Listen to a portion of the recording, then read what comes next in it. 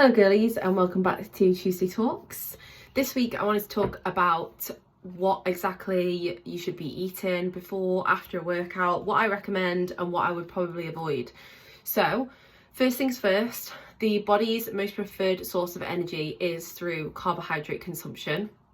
The second favoured source of energy comes from fats. So if we take that piece of information and put it into, okay, well, how are we going to fuel the most for our workout? I would definitely recommend picking something that is around the 25 plus grams of carbohydrates for your pre-workout snack. Anything kind of toast, crumpets with jam, a squares bar are really good. Anything with a natural source of sugar in as well is going to get into your system faster. So personally, I opt for crumpets or toast with jam on them, or honey. That's also a perfect alternative. What you want to stay away from is fats. Fats do take longer to break down in the body, and they're going to kind of take almost too much time before they get into, you know, your energy systems. So opting for a fast acting carbohydrate like toast or banana, crumpets, stuff like that, or some sweets, Haribo's are really good for that as well, is a really good alternative. So try and avoid things like eggs, salmon, avocado, chocolate. Try and avoid that as your pre-workout snack, and maybe introduce that as your post-workout snack. So when is the best time to consume pre and post-workout? So pre-workout, anything ideally within the window of 30 minutes to an hour. Within that time frame, you want to be kind of consuming a snack, so more like your toast, your squares bar, a banana, something like that, that is fast acting and that doesn't take too long to get into your system, that you can do a heavy workout on. I know for some people a banana repeats on them, so I personally go for toast, like I said, or with some jam on.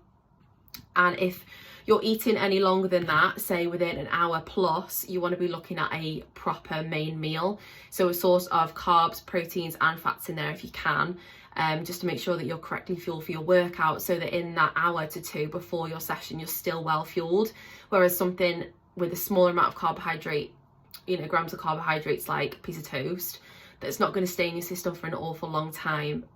Hence why we have it within about half an hour to an hour of our sessions. For post-workout, I definitely recommend a source of protein alongside a source of carbohydrates, because at the end of the day, we've just used all this energy and all these carbohydrates on our session, particularly if it was like a HIIT style one, paired with a source of protein that will help feed your muscles. Just think of all those tiny microscopic tears that you've just done in your muscles and how they need to be repaired. So how can we repair them? With protein.